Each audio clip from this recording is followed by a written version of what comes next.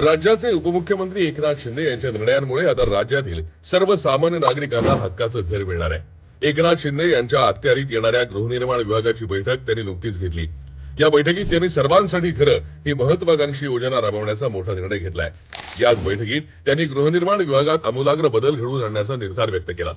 उपमुख्यमंत्री एकनाथ शिंदे यांची नाळ ही सामान्य शिवसैनिकांसह राज्यातल्या सामान्य नागरिकांशी जोडण्याचं कायमच दिसून येतं।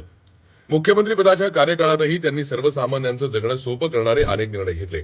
अशा जनहितकारी निर्णयांची मालिका एकनाथ शिंदे यांनी नव्या महायुती सरकारच्या कार्यकाळात सुरूच ठेवली आहे। यानुसारच गृहनिर्माण विभागाच्या बैठकीत एकनाथ शिंदे यांनी राज्यातील सर्वसामान्यांना घरं मिळवून देण्यासाठी गृहनिर्माण धोरण राबवण्याचा निर्णय घेतला। तसंच ज्येष्ठ नागरिकांसाठीही गृहनिर्माण धोरण राबवलं जाणार असून असं धोरण राबवणारं महाराष्ट्र हे देशातलं पहिलं राज्य ठरेल। यातून निर्माण झालेली घरं किफायतशीर, टिकाऊ आणि पर्यावरणपूरक असतील। याचबरोबर गिरणी कामगारांसाठी 1 लाख घरं बांधली जाणार असून धारावीतील 1.25 लाखांपेक्षा जास्त अपात्र झोपडपट्टी धारकांना घरं देण्याचाही स्वतः एकनाथ शिंदे यांनी निर्णय घेतलाय।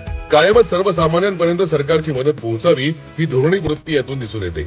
म्हणूनच धोकादायक इमारतीत राहणाऱ्या रहिवाशांच्या स्थलांतरासाठी चांगले ट्रान्झिट कॅम्प उभारले जाणार आहेत। मुंबईत रखडलेल्या पुनर्विकास प्रकल्पांना गती देण्याचेही आदेश या बैठकीत देण्यात आले।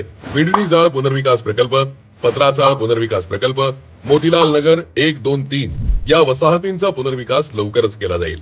त्याचबरोबर या सर्व प्रकल्पांसह गृहनिर्माण विभागाच्या कामाची माहिती नागरिकांना व्हावी यासाठी केंद्रीकृत वेब आधारित राज्य गृहनिर्माण माहिती पोर्टल तयार करण्याची सूचना उपमुख्यमंत्री एकनाथ शिंदे यांनी या बैठकीदरम्यान केली आहे।